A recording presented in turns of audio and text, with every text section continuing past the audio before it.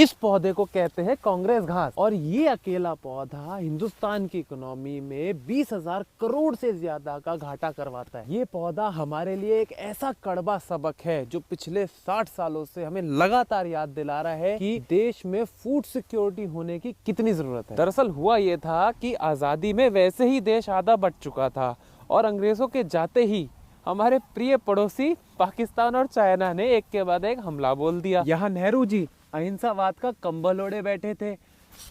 Army की intelligence को बार बार नजरअंदाज किया और जब जंग छिड़ी तो हमारी कोई तैयारी ही नहीं थी।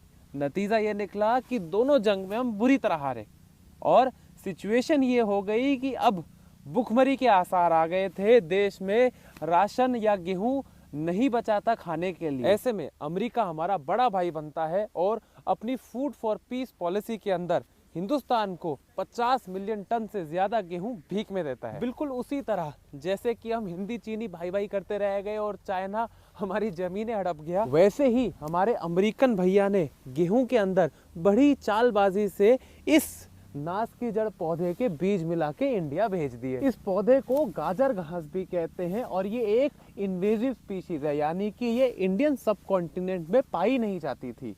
और जब ये गेहूं के साथ इस पौधे के बीज भारत की धरती पे पड़े तो ये भयंकर रूप से फैल गए और फैलने के 4 प्रमुख कारण थे। सबसे पहला, इस पौधे का मल्टीप्लिकेशन रेट है 1:30,000 का, यानी कि एक पौधे में से 30,000 बीज बनते हैं। दूसरा, ये पौधा पार्थोनिन नाम का केमिकल रिलीज करता है और ये केमिकल आसपास की वनस्पतियों को उगने नहीं देता, उनकी ग्रोथ को रेगुलेट करता है।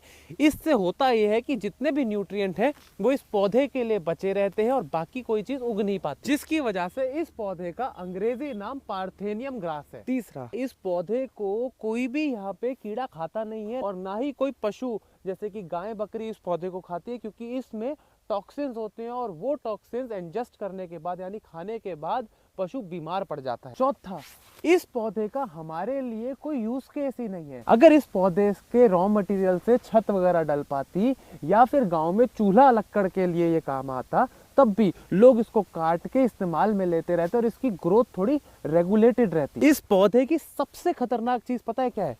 इस पौधे के जो पॉलन है उससे रेस्पिरेटरी की बहुत सारी दिक्कतें इंसानों को आती हैं और अगर इसको हम खेत में ऐसे उखाड़े नहीं और रहने दें तो ये 30% तक प्रोडक्शन में कमी लाता है, क्योंकि ये न्यूट्रिएंट बाकी पौधों को लेने नहीं देता। ये गलती किसकी है ये हम ना भूलें, इसीलिए 1970 से